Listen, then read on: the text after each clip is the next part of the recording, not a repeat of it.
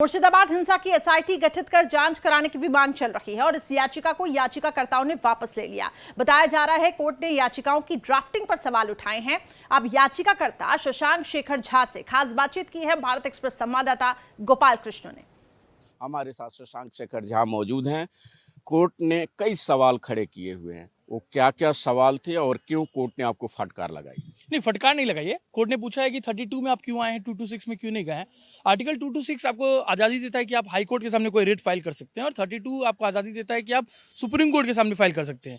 32 का जो दायरा है वो छोटा होता है, फंडामेंटल राइट के जब वायलेशन होते हैं तब होता है, तो वही मैंने कोर्ट को एक्सप्लेन किया। फिर कोर्ट ने कहा कि आपने जो एवर्मेंट्स दिए हैं क्या वो एज इट इज जाने चाहिए, क्योंकि उसमें दिया हुआ है कि किस तरीके से उन्मादी भीड़ ने हिंदुओं को मारा, धकेला और स्टेट छोड़ने पर मजबूर किया। तो मैंने कहा कि ये मेरे स्टेटमेंट नहीं, वो सारे स्टेटमेंट जो ऑफिशियल कम्युनिकेशन में भी और प्रेस रिलीजेस में भी है। फिर कोर्ट ने कहा कि क्या आप जिन मिनिस्टर्स का नाम या जिन गवर्नमेंट ऑफिशियल्स का नाम लिए हैं क्या उनको पार्टी आपने बनाया। मैंने कहा कि क्योंकि स्टेट ऑफ वेस्ट बंगाल खुद पार्टी है उसमें, और स्टेट ऑफ बंगाल के कोई मिनिस्टर या उनका स्पोक्स पर्सन अगर इस तरीके से बोल रहा है तो मेरे हिसाब से उनको पार्टी बनाने की आवश्यकता नहीं थी, लेकिन कोर्ट को लगा कि उनको भी पार्टी बनाना चाहिए। इसलिए कोर्ट ने अभी मेरे को कहा है कि आप विड्रॉ करिए विद लिबर्टी कि आप दोबारा फाइल कर सकते हैं। तो वही हुआ है। अब मैं आज या कल उसको वापस फाइल करूंगा। मुझे लगता है कि इस पूरे केस में ये दो अच्छी बातें हुई है। पहला कि कोई फैक्ट चेंज नहीं होने वाला है, एज इट इज रहेगा। और दूसरी बात, कोर्ट ने एक बात और कही है।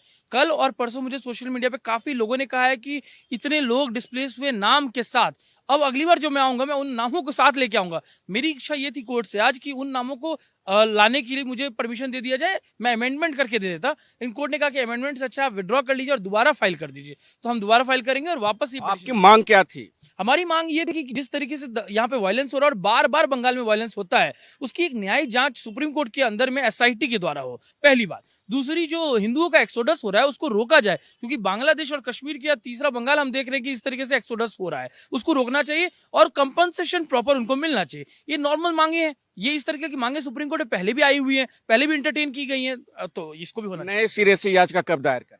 नए सिरे से याचिका हम जल्द से जल्द आज या कल में डालकर दायर कर देंगे, क्योंकि फैक्चुअली कुछ गलत नहीं है और कोई चेंज नहीं होने वाला है। वर्ड्स के को लेकर आपत्ति थी सुप्रीम कोर्ट को, या उनको था कि एक दो लोगों को और मुझे पार्टी बनाना चाहिए, उनको बनाएंगे। और जो मेरे पास अब नए डिटेल्स आ गए हैं उन विक्टिम्स के जिनके नामों के साथ, हम उनको भी पार्टी बनाएंगे। भारत एक्सप्रेस के लिए कैमरा पर्सन दिलीप कुमार के साथ गोपाल कृष्ण।